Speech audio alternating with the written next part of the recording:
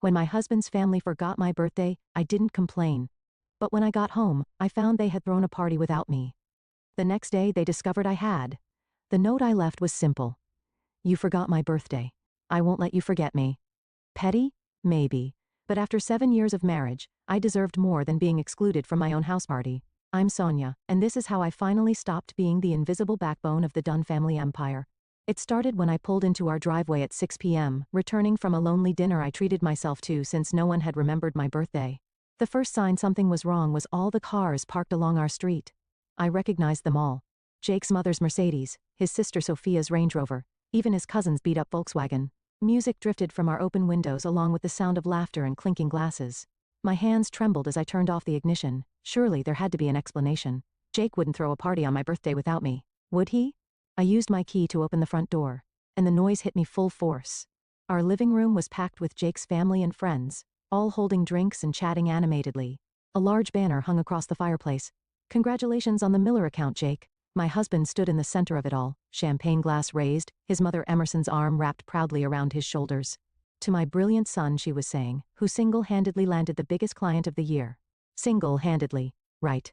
I had spent 3 months preparing that proposal, staying up until 2 a.m. most nights, researching every detail about Miller Industries, while Jake played golf with his buddies. I had written every word of that presentation Jake had delivered. Sonia, Sophia spotted me first, her eyes widening. I didn't know you'd be here. The room fell quiet. Jake turned, his expression shifting from celebration to confusion. Honey, you're home early. I thought you had that thing tonight. That thing? I kept my voice steady. You mean my birthday dinner alone? Emerson's perfectly painted lips formed an O of false surprise.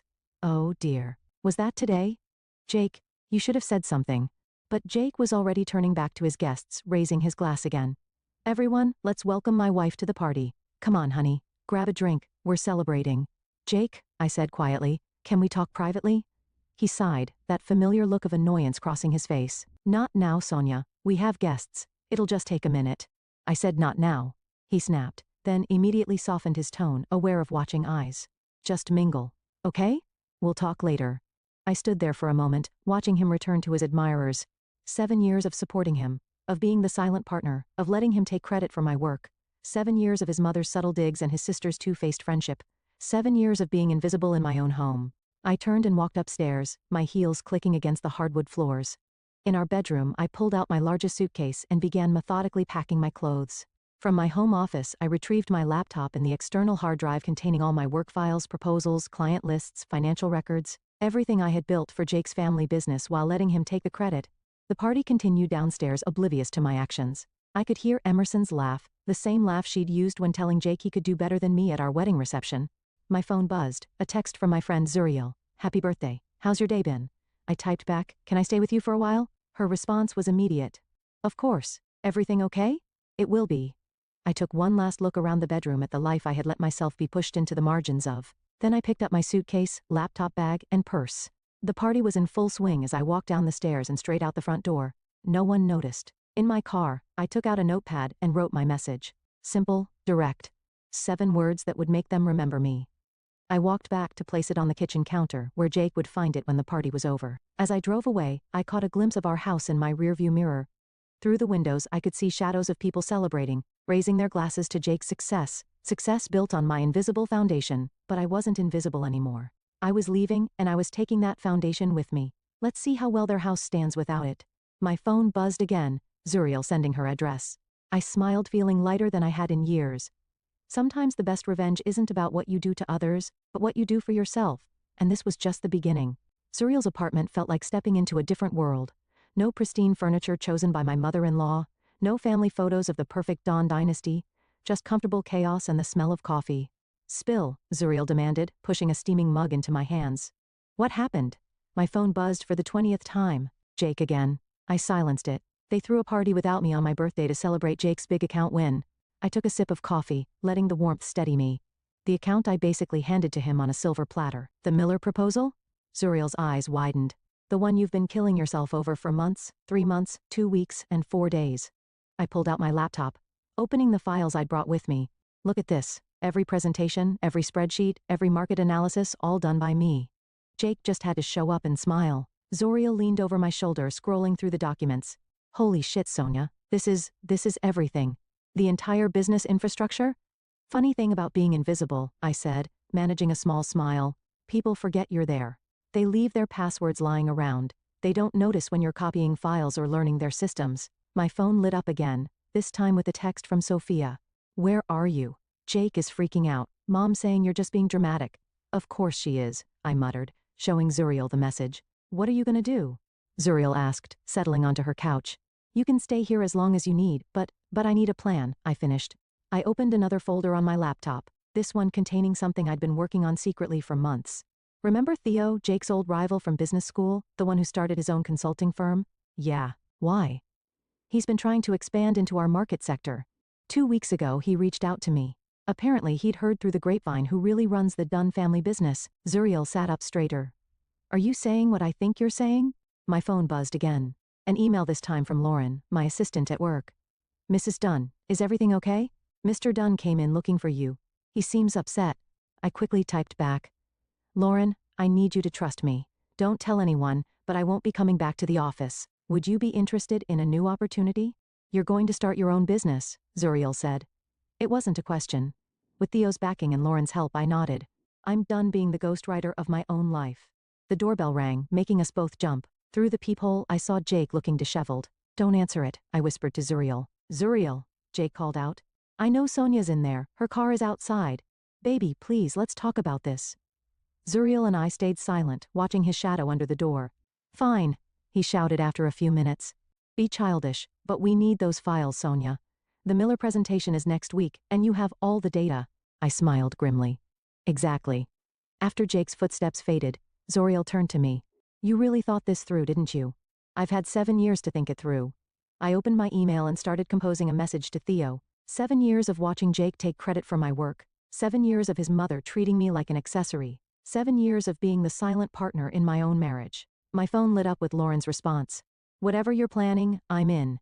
This place is chaos without you already. Perfect, I murmured, adding her to the email to Theo. You know they're going to fight back, Zuriel warned. Emerson won't let you just walk away with their business secrets. Let them try. I hit send on the email to Theo.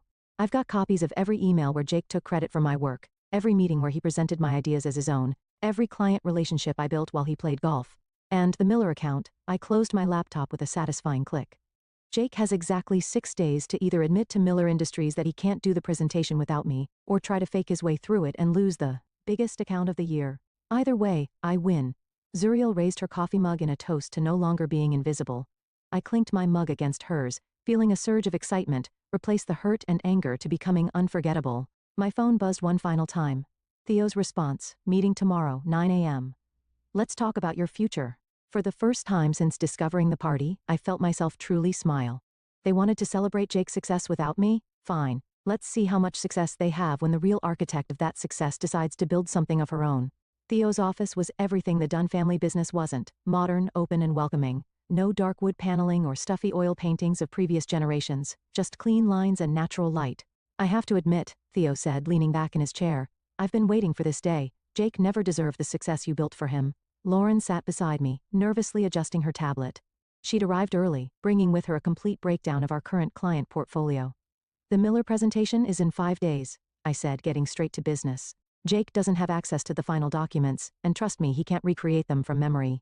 Theo's eyes sparkled. And you want to use that leverage? I want to build something of my own. I corrected him. The leverage is just a bonus.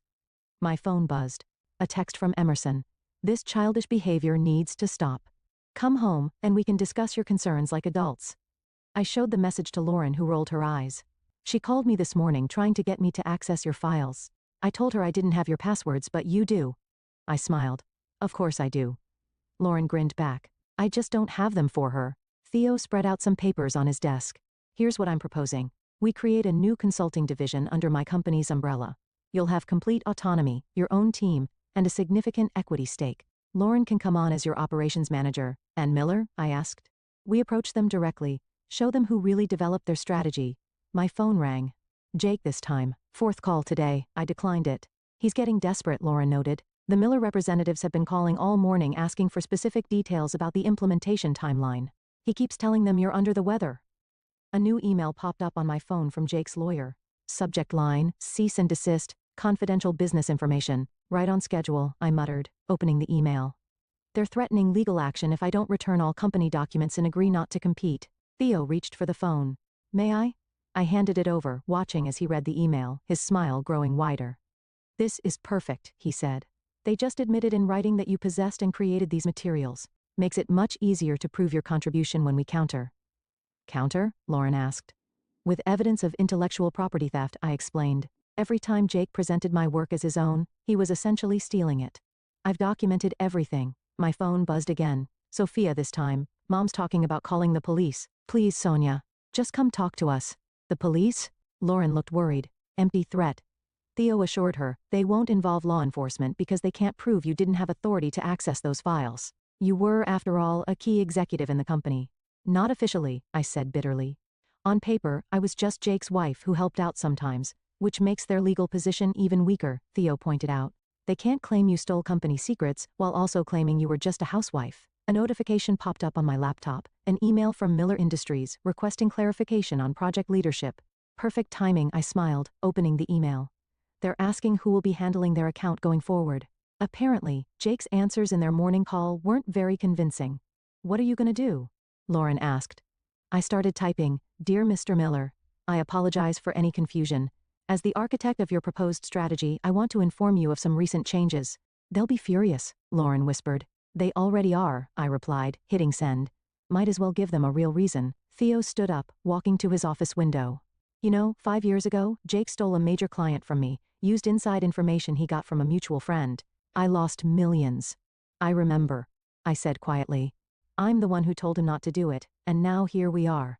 Theo turned back to us. Ready to sign the paperwork? I looked at Lauren, who nodded enthusiastically, then at my phone where messages from Jake, Emerson, and Sophia continued to pile up.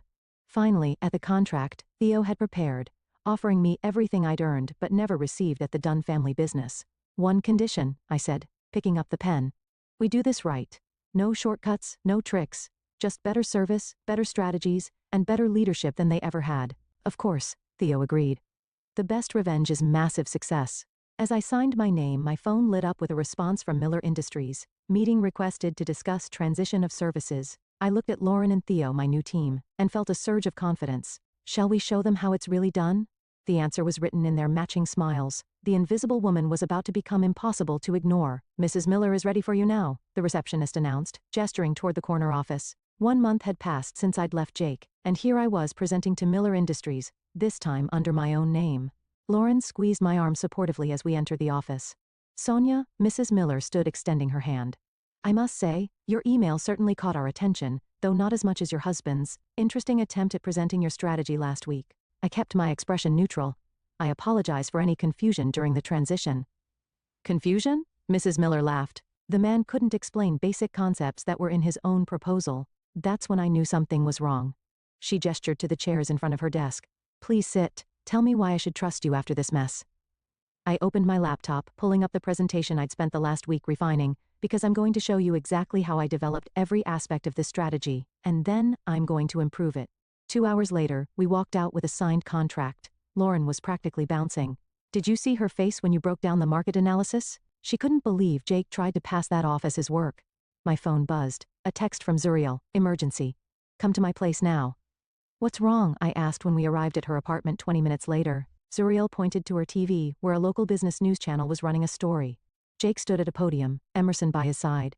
Regret to announce that due to internal restructuring, Dunn Consulting will be scaling back operations temporarily. He was saying, looking haggard, we remain committed to our clients. They're losing accounts, Lauren whispered, scrolling through her phone. Not just Miller. 3 other major clients have jumped ship this week because Jake can't handle the workload without you, Zuriel added. And apparently, Emerson's attempts to step in are making things worse. My phone rang, Sophia. After a moment's hesitation, I answered, How could you do this to us? She demanded. Mom's talking about selling the beach house to keep the company afloat. I didn't do anything to you, Sophia. I just stopped doing everything for you. The Miller account was worth millions, and now they're gone along with half our client base. They're gone because Jake couldn't deliver what he promised, I replied calmly. Maybe he should have thought about that before taking credit for my work all these years. Mom wants to sue you, Sophia warned. She's meeting with lawyers right now. Good luck with that. I ended the call, turning back to the TV where Jake was still speaking. Look at him, Lauren marveled. He really thought he could handle it all without you. He thought I would come crawling back, I corrected her. They all did. That's why they started with threats instead of apologies. My laptop pinged. An email from Theo. 3 more clients requesting meetings. Your reputation is spreading. How soon can you start expanding the team? Speaking of expanding, Lauren said, pulling out her tablet. Remember Thomas from accounting? He reached out. Says he's tired of Emerson's micromanaging and wants to join us. I smiled. Set up a meeting. They're going to call it poaching, Zuriel warned. They can call it whatever they want. I'm not stopping anyone from staying with them. I'm just offering a better option. My phone buzzed again. An email from Emerson's lawyer marked urgent. I opened it, reading aloud, cease and desist all communication with Dunn Consulting clients and employees, immediate legal action, damages. Lauren snorted. They do realize most of those clients are reaching out to us. Right? They're desperate, Zuriel observed. The company's been running on your work for so long. They don't know how to function without it. Another news alert popped up on my phone. Dunn Consulting stock drops amid client exodus. You know what the funny thing is? I said, watching Jake's strained face on TV. All they had to do was appreciate me. One birthday remembered, one honest acknowledgement of my contributions, but they didn't, Lauren finished. And now they're learning the hard way. My phone lit up with a new message from Mrs. Miller. Excellent presentation today. Looking forward to working with the real brains behind the operation. I showed the message to Lauren and Zuriel, feeling a surge of pride. No more hiding in the shadows. No more letting others take credit for my success. To the real brains, Zuriel raised her coffee mug in a toast. Lauren raised hers too. And to the Dunns finally getting exactly what they deserve, I joined their toast watching Jake's press conference end on TV. He looked lost, overwhelmed, exactly how he should have felt all those years he was presenting my work as his own. Sometimes the best revenge isn't about destroying others. Sometimes it's simply about claiming what was yours all along. The cafe was crowded, but I spotted Emerson immediately. She sat ramrod straight at a corner table, her designer handbag placed precisely in front of her. 2 months had aged her noticeably. Sonia, she said as I approached. Thank you for meeting me. I sat down, noting the slight tremor in her perfectly manicured hands. You said it was important. It's about Jake, she began, then paused as the waiter approached. Just water, thank you. Americano for me, I said, then turned back to her. What about Jake? He's struggling. The business is falling apart. He's not sleeping, barely eating. She leaned forward. We need you back. You need me back, I corrected. There's a difference. I'm willing to offer you a formal position, executive vice president, with full credit for your work going forward. And, she swallowed hard, a public acknowledgement of your past contributions. My phone buzzed. Lauren sending our latest client acquisition numbers. I show them to Emerson, watching her face fall. Your company has lost 60% of its value, I said quietly. Meanwhile, my division at Theo's firm has tripled in size. Why would I go back? Because it's your family, she snapped, then quickly composed herself. We're your family, Sonia. Family? I laughed. You've spent 7 years treating me like an unwanted house guest. You couldn't even remember my birthday. That was a mistake. No, I cut her off. A mistake is buying the wrong gift. What you did, what all of you did, was show me exactly where I stood in the family hierarchy. The waiter brought our drinks. I took a sip of my coffee, watching Emerson's carefully constructed facade crack. There's something else, she said finally. Something Jake doesn't know I found. She pulled out an envelope, sliding it across the table.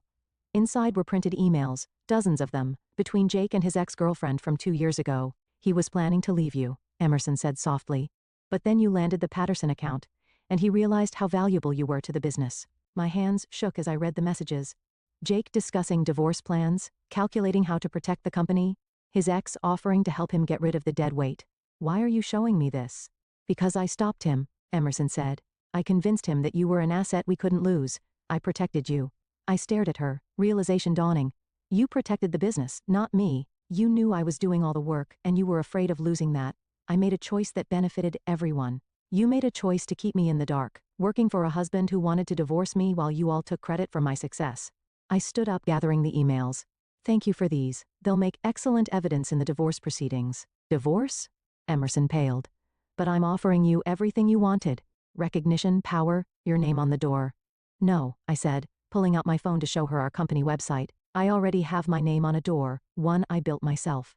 My phone buzzed again. A message from Jake. Mom told me she's meeting you. Please come home. We can fix this. I showed Emerson the message. Does he know you're showing me these emails? She looked away. I'm doing what needs to be done to save our company. Your company, I corrected her, and you're not trying to save it.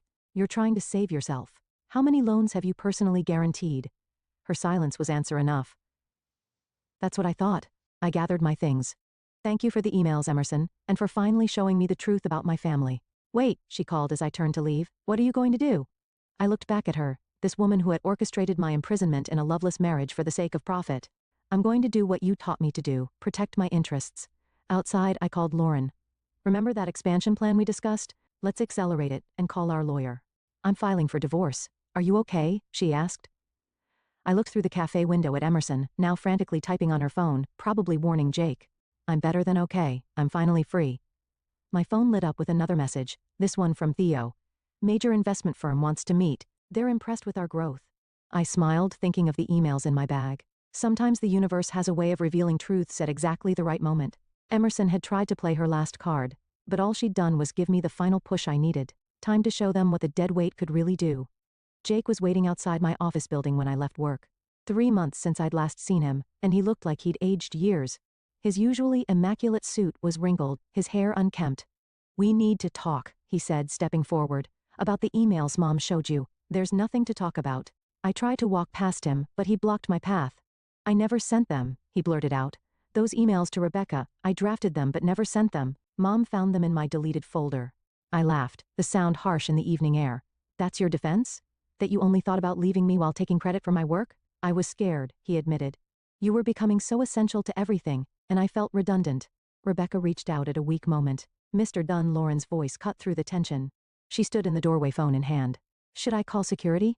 Jake raised his hands. No need, I just want 5 minutes. Please, Sonia. I nodded to Lauren. It's okay, I'll handle this.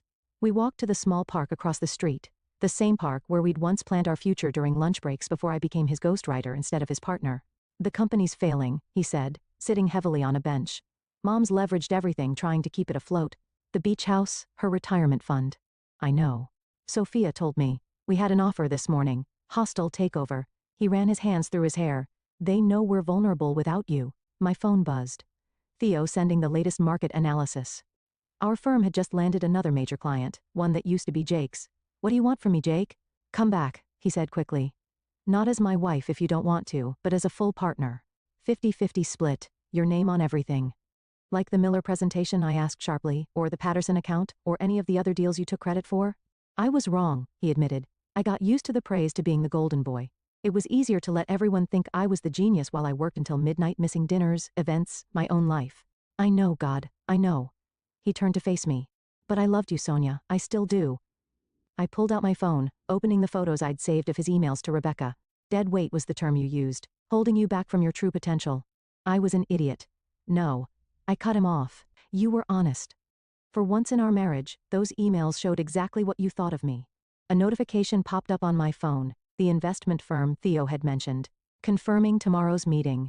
They were interested in backing our expansion into international markets. You're really doing it, aren't you? Jake said, noticing my small smile. Building your own empire? The difference is I'm building it honestly. Every success, every failure, they're really mine. And ours were really yours too, he said quietly. All of them. I just took the applause. Lauren appeared at the park entrance, pointing at her watch. We had a client dinner in 30 minutes. I have to go. I stood up. The divorce papers are with your lawyer. Sign them, Jake. Let me go. And the company? Keep it or sell it. That's not my problem anymore. He grabbed my arm as I turned to leave. What about your clients, the ones who've known us for years?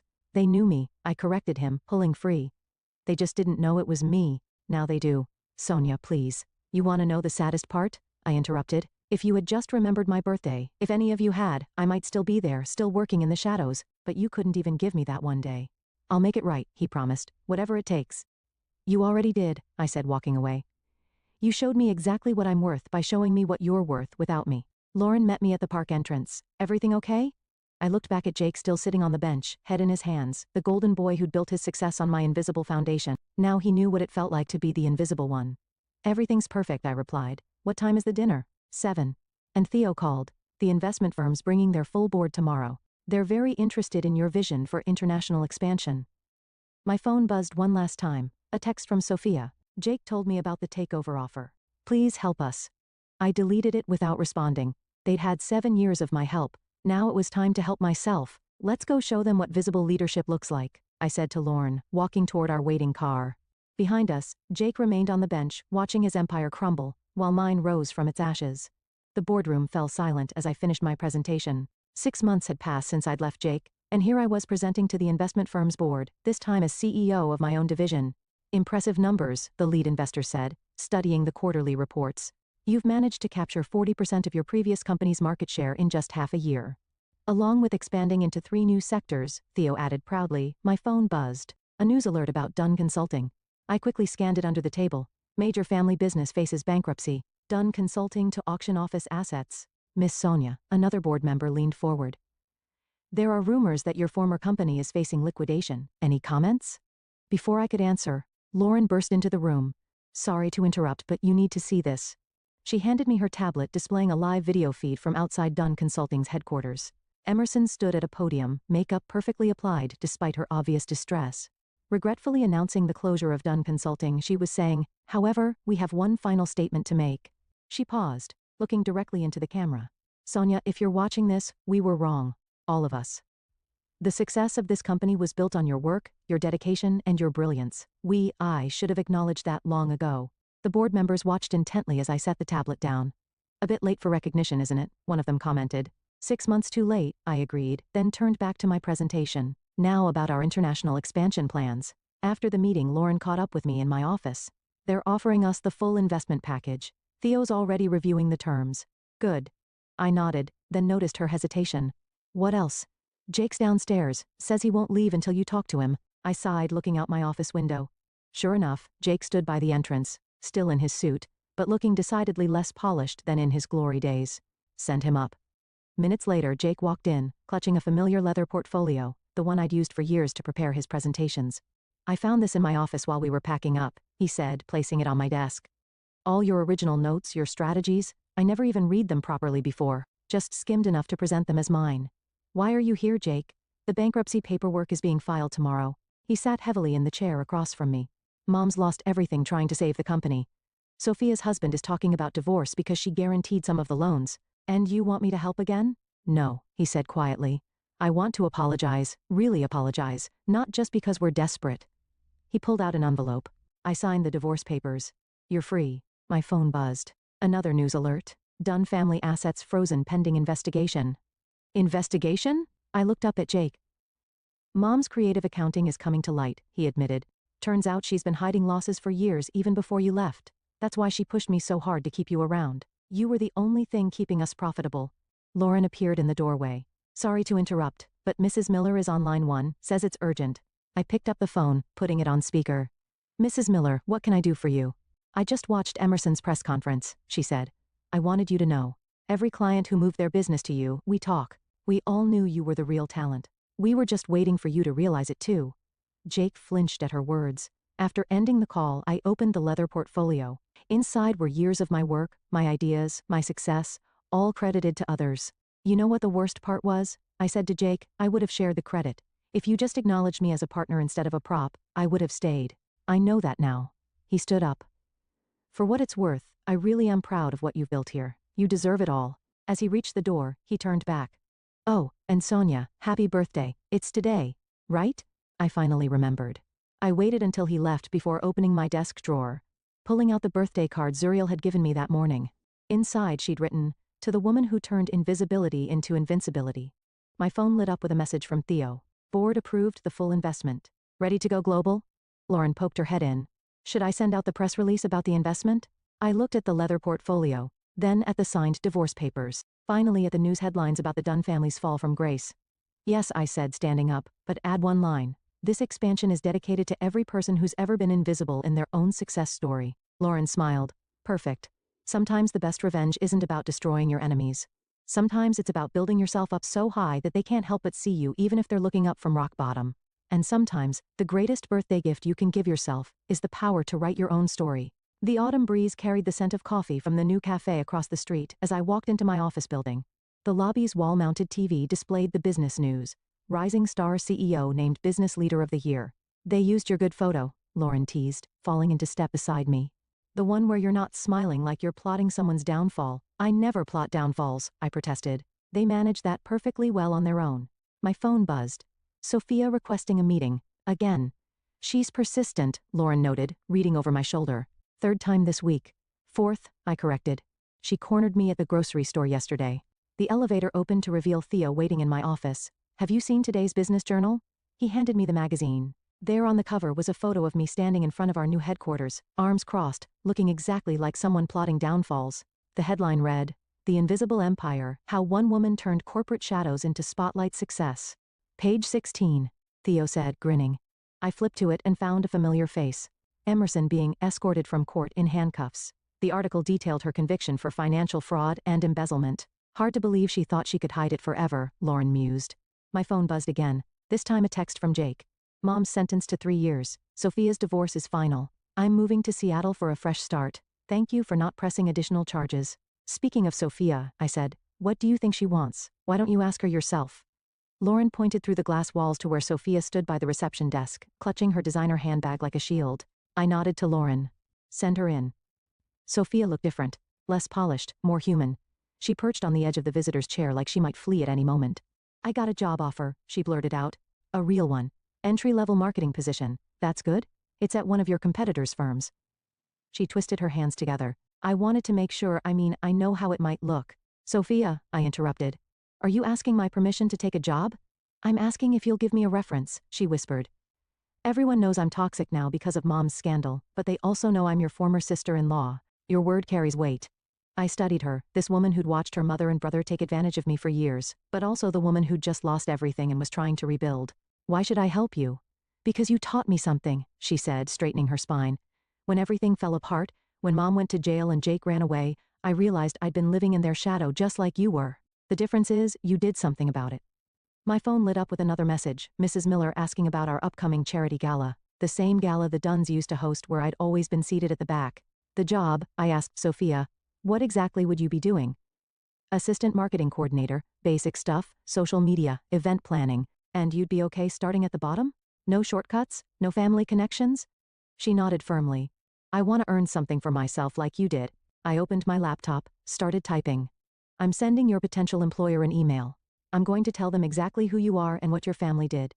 Sophia's face fell. And then, I continued, I'm going to tell them how you came here today. Asking for nothing but a chance to prove yourself just like I once needed. Tears welled in her eyes. Really? Really? I hit send. But Sophia, don't waste this chance. I won't, she promised, standing up. At the door she paused. You know, Jake kept your birthday card on his desk, the one you left the night you walked out. I think he finally understood what he lost wasn't just the business. After she left, Lauren brought in coffee. That was generous of you. It was strategic. I corrected her. Sometimes the best way to maintain power is to help others find theirs. My phone buzzed one final time. Zuriel sending a photo of the birthday cake she'd ordered for our celebration dinner tonight. The icing read, "To the woman who made herself impossible to forget." I smiled, looking out at the city skyline, my skyline now. The invisible woman had built her empire, not by tearing others down, but by rising so high they had no choice but to see her. Lauren, I called out. Let's move that charity gala to the main ballroom and make sure everyone can see who's hosting it now. Sometimes the best endings aren't about revenge at all. They're about becoming exactly who you were meant to be, visible, powerful, and impossible to ignore.